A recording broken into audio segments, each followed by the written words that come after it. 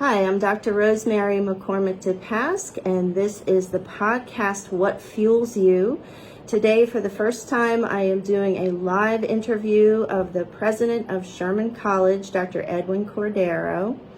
And I just want to start with by reading you his bio, and that says that Dr. Edwin Cordero began his tenure as the 5th president of Sherman College of Chiropractic in January 2013 and is responsible for guiding the direction of a chiropractic college he believes has profoundly influenced and will continue to shape the chiropractic profession.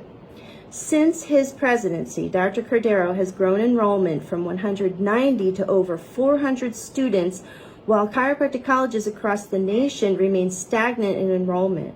He maintains an aggressive travel schedule filled with events to promote the college, raise funds, recruit new students, engages with regents and newcomers, and alumni roadshows.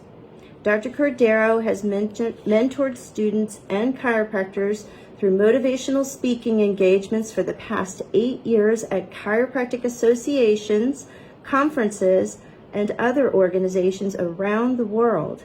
He is leading Sherman College in becoming the preeminent chiropractic school in the United States and the world, and he is strengthening the college's cultural legacy of outstanding academics, chiropractic philosophy, excellent faculty, technique, and research. Dr. Cordero prides himself on loving his family, his wife Debbie, his 2 children, John Cordero and Michelle Schutrump, and 5 grandchildren. And we want to thank Roberta Wood Thomas, or Thomas Wood actually, Dr. Cordero's beautiful secretary, for sending that excellent bio along to me. So welcome, Dr. Cordero. Thank you, Dr. Rosemary. What an incredible introduction. I'm grateful and humbled to have this opportunity to share with you and your listeners as well. Thank you so much. Well, the honor is all mine. And you and I did a little bit of preparation, but not too much in advance of this call today. So I just want our viewers to know, from a man of your stature and your credibility, how basically you became this successful, how you maintain success, how you roll in life. And with that, for me at least, it all starts with priorities. So I was wondering if you would mind sharing with us what are your priorities and what are your order of priorities in life? Well, Dr. Rosemary, I think every person has different gifts that God has given us to be able to use for the benefit of mankind. And I think that one of the things early on I realized that when I got out of high school and I went to college, and then going to college I went into the military, I learned early on that you do have to have priorities, and you have to be able to know what those gifts are, because what makes a great leader is understanding what your priorities are, number one, but number two, understanding what your strengths are, but more importantly, what are your weaknesses. And I think that a lot of leaders, not only in our profession, but around the world, they want to go through their strengths. And they're very good at their strengths because they're comfortable, but a lot of them don't look at their weaknesses to understand where is it that they need the work, or where did they need the support to be able to become a more effective leader. For me, I'm a man of faith, so my priorities have always been God, family, and then in this case, chiropractic. And for the past 27 years that I've been blessed to be in this profession, it has been God, family, and chiropractic. And therefore, I come from a perspective that I understand that I serve a higher being. I understand that my family is the most important thing in my entire life after serving God. And then, of course, my profession, which I'm ultra passionate and committed to making the difference in this profession and leaving a legacy behind that we can then raise other leaders and be able to use at least a stepstone of whatever the people came before me, what they've done, what I've been able to be blessed to do, and that others be able to then stand on those shoulders and do something even bigger and better because of that. That's beautiful. You know, and it makes so much sense to me because it's consistent and congruent with my order of priorities as well. And so sometimes I find, you know, everybody thinks they're busy, right? Everybody thinks they're busy. And one of my mentors is Dr. Dean DePasque, and he has a chuckle every time somebody says that they're busy, and he's like, oh, you're the one who's busy. I thought I was busy, right? And I find that comical, you know, and we find irony in humor, or we find things humorous because they're ironic, right? So we are all busy is the point.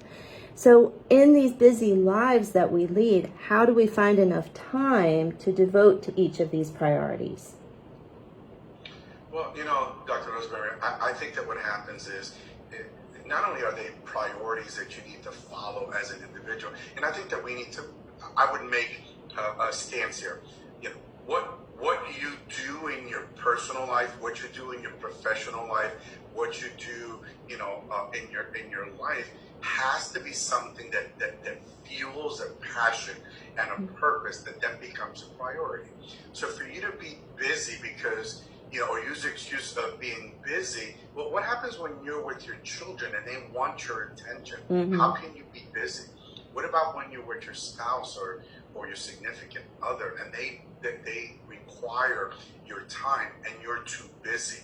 What about this profession when we have a heavy travel schedule to attend and speak at seminars and do things that are going to make us better doctors of chiropractic? And so therefore, making this excuse of being busy, it really doesn't exist, because if it's the fuel that propels your passion and your purpose, then guess what? You do these things because it's what you want to do to make a difference, and then they become priorities. So in this particular case, I think that what fuels me is the fact that I have an amazing family and I want to give them time. And I have amazing grandchildren, I want to give them time. And I'm blessed to be the leader of Sherman College and a leader in this chiropractic profession. And so time is definitely something that I value, but it's something that requires my time, and therefore it becomes a priority because I want to make a difference with my talents and my gifts. So you purposefully make time in your schedule for God and for family and for promoting chiropractic. Purposefully. And I understand that, and I do the same. And when you're somebody who is in coaching, you understand that to a great degree, because when you have a coach, your coach teaches you how to make time. You make time for your priorities first, and then you make time for everything else. And that means having to say no to certain engagements sometimes, right? I know, for example, Lyceum here at Sherman College, our annual homecoming, used to be Memorial Day weekend. And when you came here, you said, out of the question, Memorial Day weekend is a time for families. Let's make Lyceum some other weekend. These doctors out in the field can get themselves here. And did we not just have the most successful Lyceum that we have ever had? 700 in attendance, I heard, on our first ever virtual Lyceum.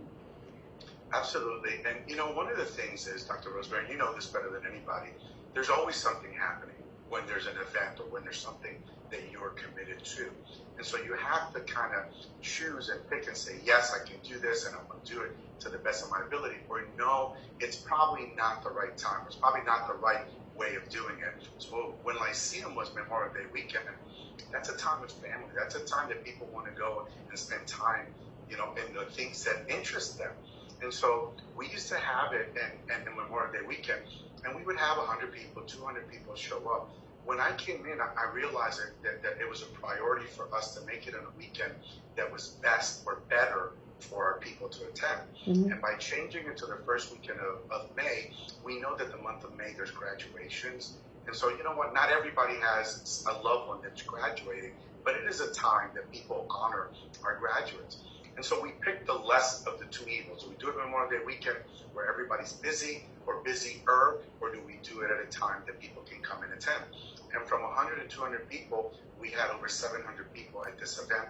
First time virtually doing it. It was an amazing event, an incredible task by Dr. Jillian Farrell and her staff. And you know what? I'm so proud of our team, because sometimes you have to say no, and sometimes you have to say yes. And so we live in a time that people think that they have to say yes to everything, therefore interfering with their priorities. That's right. So if your priority is family and an event comes, you have to decide, what are you going to do? You're going to attend it, you're not going to attend. And so, you're going to have to choose. But guess what? You do it from an educated perspective, saying, okay, maybe this is the best time for me to do this Lyceum. And it turned out to be a huge blessing for us, huge event, very successful, and I'm grateful to the team at Sherman College for being able to put this together. Absolutely, Dr. Cordero, and I am grateful to all of you as well for changing it from Memorial Day weekend to another weekend. And certainly you were right, doctors out in the field can make it to our wonderful Lyceum, and maybe even bring their families too, because Lyceum has always been traditionally a family-oriented event. And so I love to see not just my former classmates, but I love it when they bring their families along. Now, if I could move to the next point that I wanted to make, because this is a podcast about what fuels you, I wanted to tie my next question into something that I'm teaching our students in the G10 program, which is a business program here at Sherman College. And I do teach our students, I share with them the research that connects journaling and expressing gratitudes on a daily basis with success. And did you know that there was research out there that actually connects those things? And second part of that question, are you someone who journals and expresses gratitudes on a rather daily basis? And if so, when and how? So this is an incredible question, because I've always recognized my strengths and my weaknesses, like I spoke to you, previously. Mm-hmm. And I've always wanted to journal.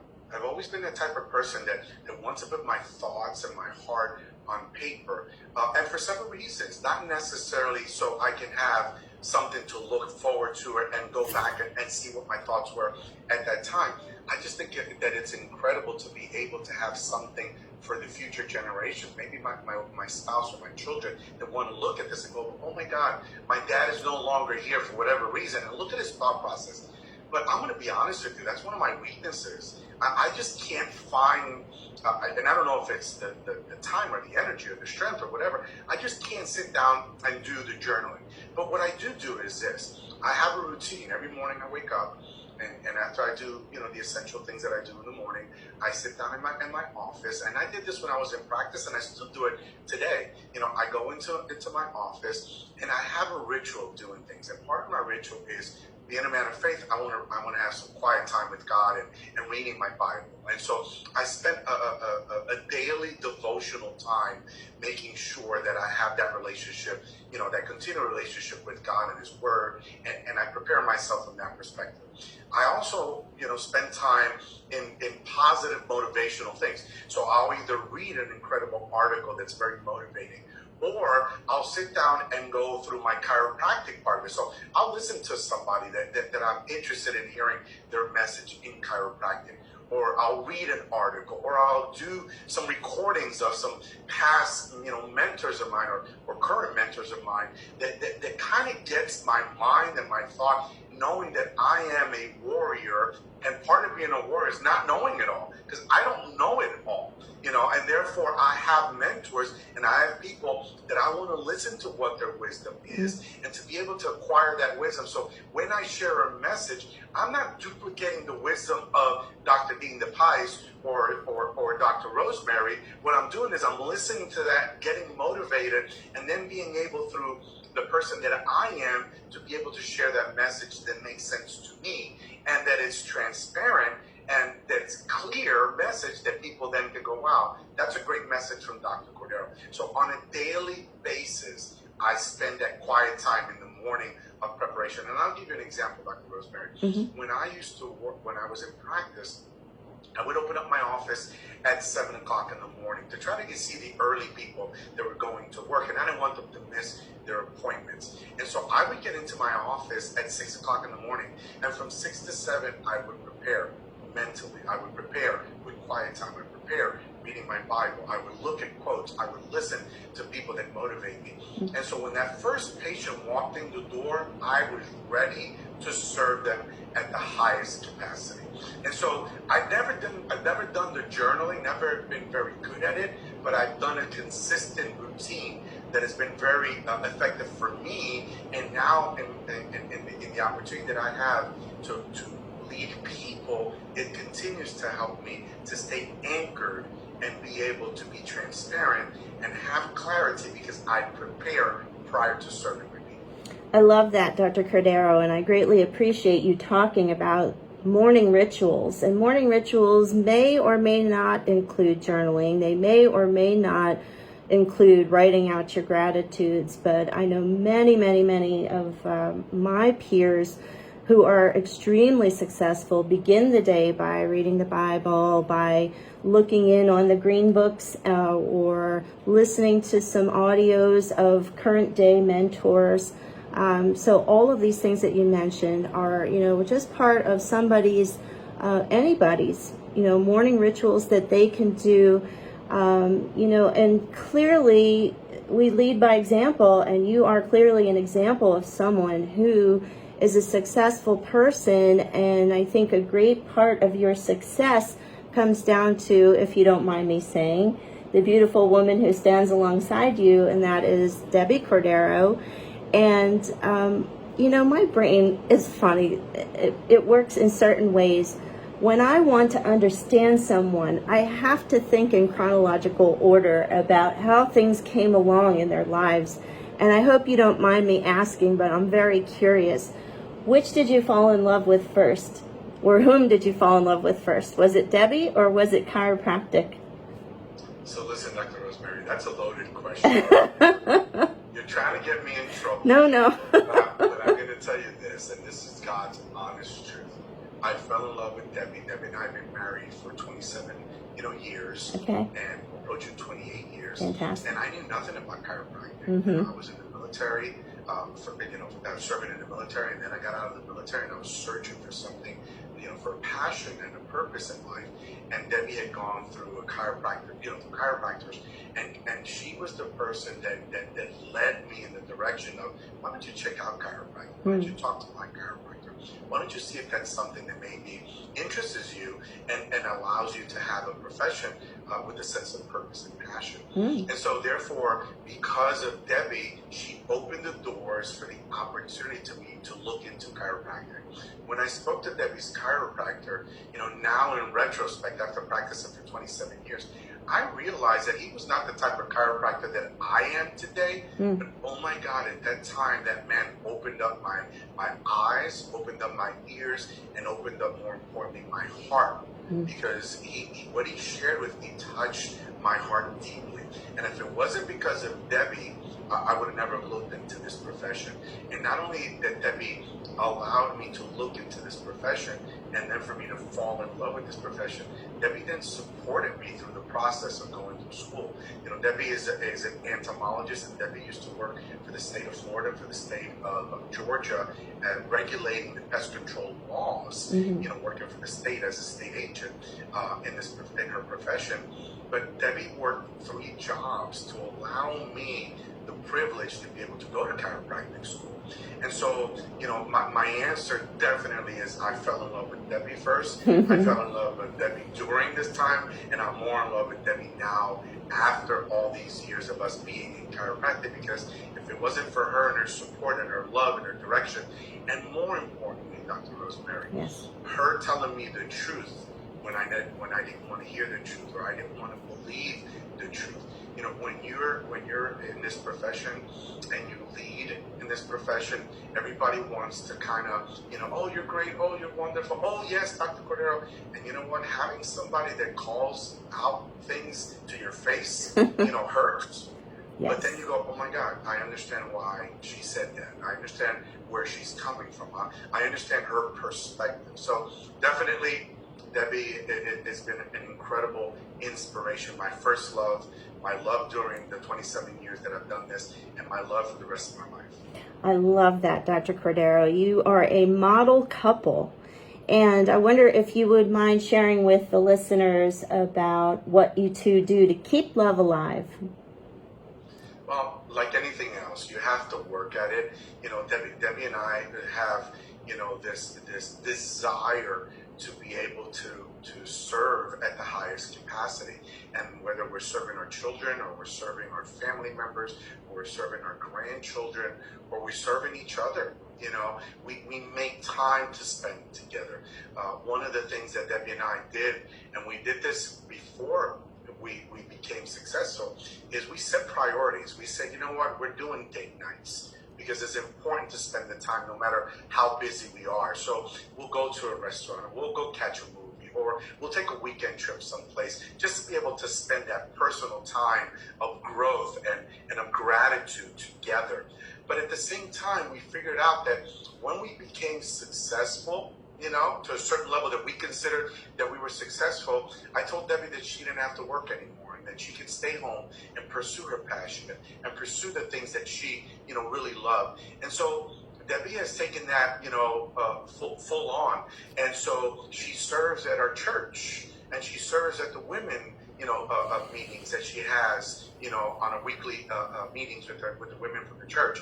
And she loves gardening, and so she's able to do her gardening.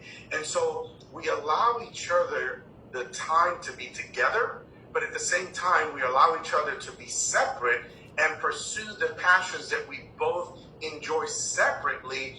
And that's part of us saying, you know what? I appreciate you. I love you. I know you're into gardening. Go take the classes. She became a master gardener. She loves doing those things, and I understand it's okay. And she allows me to do my stuff, which is my passion and purpose in chiropractic. So when I'm on the road like a crazy man, she understands that, and it's okay with her because we have planned our life around our purpose, our passion, our life together, being together, serving our family, serving our children, serving our grandchildren, serving the profession. That's outstanding. I mean, that was an excellent response to how to keep love alive, how to respect each other's fondest desires, our fondest wishes for, expressing our creativity, expressing our God-given talents, respecting that, and yet coming together and absolutely being real with each other. And you mentioned being on the road. And your travel schedule is so intense. It's like none I've ever seen before. And I was wondering if you could share with me, as we're coming to a close, what is it that you do to stay fueled up about chiropractic, fueled up in your marriage, fueled up in your family, fueled up with your creator? How do you stay fueled up in everything that fuels you while you're on the road and you're constantly traveling here, there, and everywhere? So I think that question is a little challenging, but I'm going to just share my response. I know I have a job to do, and I want to do the job to the best of my ability, but I also know that my job happens to be my passion. And so therefore, you have to do certain things. When I was in the Navy, they prepared you to be able to handle missions. And so if you're not feeling good or something is challenging, they prepare you to overcome these things because the mission is bigger than whatever it is that you think about yourself. And I'll give you a prime example. As a leader in the military, they want you to teach and raise other leaders, because if you get killed in battle and you are the leader and you're killed in battle, then the mission stops. But when you raise other leaders at the same level of wisdom that you are, your subordinates, but you teach them and prepare them to become leaders, God forbid you get killed in battle, the next leader just steps up and continues the mission. And so I look at that because I learned that in my life. I have a crazy, travel. I'm basically traveling every weekend to someplace around the world. And it's not because I have to do that. It's because I want to do that, because I want people to understand our brand of chiropractic. I want them to understand what Sherman College stands for. But more importantly, I want them to see that leadership is about leading the pack, not setting back and setting other people for you to be comfortable to do your job. My job as a leader is to be the front person, is to be the face of Sherman College. And that entitles me having to travel and to make some sacrifices that not only I'm prepared to do, but my wife is also prepared to support me doing that process. And so you have to be physically fit. And so I do my workouts. Now, I don't do my workouts like a lot of the younger people do. I'm 60. I just turned 60 years old this week. And you know what? I know I look good. I know I feel good. And I know if that somebody looks at me, they go, wow, Doc, you don't look like you're 60 years old. And I don't mean that to be arrogant and pat myself in the back. But you know what? I'm genetically blessed. I work at being physically, well. Mm-hmm. I work at being mentally prepared by the things that I told you that I do. I try to get my rest because it can't just be work. Every 3 months, I take a vacation. Very nice. Or every quarter, every 4 months, I take a vacation. I take downtime. Sometimes I love watching movies. Sometimes I vegetate in my house and watch a Netflix series, and just watch it for the entire 2 days that I'm home. Yeah. So you physically have to be prepared. You mentally have to be prepared. You have to be prepared for the intense travel. You have to be prepared to be on the line and in the spotlight and in the limelight. Mm-hmm. It's not easy, Dr. Rosemary, to be every single week speaking on a platform and being on. People want your attention. People want to ask you questions. People want to find out what's happening at Sherman College, what's happening in the profession. So you are on 24/7, basically. I live in a fishbowl. Everything that I do is scrutinized. Everything that I do is criticized. Everything that I do, somebody has an opinion that may be in agreement with what I say or maybe not. But you know what? The mission is bigger than myself. I serve a God that's bigger than anything. And so therefore, my preparation is key. And so mentally, physically, spiritually, I do something every single day to prepare myself. And therefore, the travel just becomes part of the things that I have to do to be that leader that I want to be and to be able to get the message out to the masses, because my responsibility as a leader is not about Edwin Cordero. It's about the people that I'm blessed to serve. In practice, I serve my practice members. In my profession, I serve the chiropractic profession, and therefore, there's no excuse of travel. There's no excuse that I'm tired. There's no excuse of what I stand for. There's no excuse of preparing. There's no excuse of being physically and mentally prepared to do the things that I do. And therefore, you have to set your priorities, because your priorities allow you to live a life of balance as much as you can, which then allows you to be able to do this for as long as God allows you to do it. That is fantastic. I can't even imagine a better answer to that question. And it's true that you do serve this profession to the highest extent, and Sherman College is blessed to have you here on campus serving Sherman and serving both chiropractic to the absolute highest extent. We are just blessed beyond measure. One last question, if you would, Dr. Cordero, because we're living in a difficult and uncertain time right now.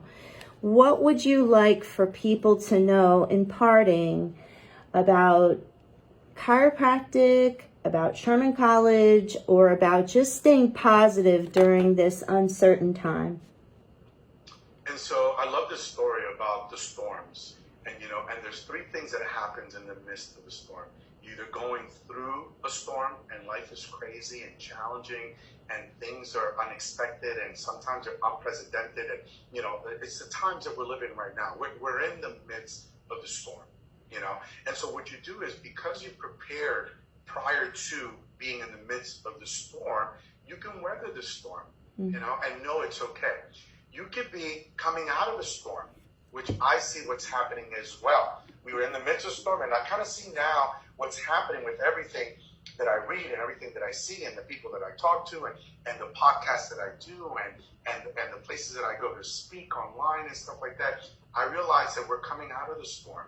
And so therefore, it was rough being in the middle of the storm, but there is a light at the end of the tunnel. We can see that we're coming out of the storm and that we're going to be better because of this storm. And then sometimes you're in the beginning of the storm, and you know you're going to confront something that you've never done before. And so looking at this right now, if you've lived a congruent life, if you lived a life of sense of purpose and passion, if you know that you are here in this world because of a bigger purpose, no matter whether you're beginning in the storm, you're in the midst of the storm, or you're coming out of the storm, you're going to be better because of the experience of being in the storm. I am so grateful for this downtime. We talked about my travel schedule. You know what, for the past 2 months, Dr. Rosemary, I've been able to connect more with my wife and with my children and with my grandbabies. I've been able to do things that I haven't had the opportunity to be able to work in my yard. I'm blessed to have a home that I have 6 acres, and I'm out with my wife every single day that we can. Just being connected to nature and to plants and to cut my grass and to, do all these different things. And so this unprecedented time, I've been able to go back to those 3 priorities: God, family, chiropractic. And so I want to motivate our listeners that, you know what, no matter whether you're in the midst of it, in the beginning, in the midst of it, in the middle of it, or you're coming out of this, you're going to be better if you use these experiences as a positive thing. You know what? It's horrible that we're not able to come together as family and share, as a chiropractic family. But if you've been spending your time reading in chiropractic and looking at our history and watching videos and doing things, it makes you realize that you are essential and that the world and the profession needs you, no matter what level you're serving. You don't have to be a president of a chiropractic college to serve this profession. You could be the quiet warrior behind the scenes that are making a difference. You could be the person serving your people at whatever level it is, your practice members. You could be serving, like right now, Dr. Rosemary. I am grateful for your leadership in doing these podcasts because you're using your gifts as a leader to bring positive messages to people that right now need to hear this and to hear the rest of the podcast that you're going to do with amazing people. And so my last message, or my message to you, is this too shall pass. We're going to become a better profession. This gives everybody a playing field, because no matter what you believe in chiropractic and the differences that are out there in our profession, this gives us a time to meditate about it. It gives us a time to really think about it. And it gives us a time to, as leaders, to talk to other leaders and say, hey, listen, I don't agree with what you say and what you do, but can we do something maybe together to make a difference for this profession? Because you know what? Egos put aside, our purpose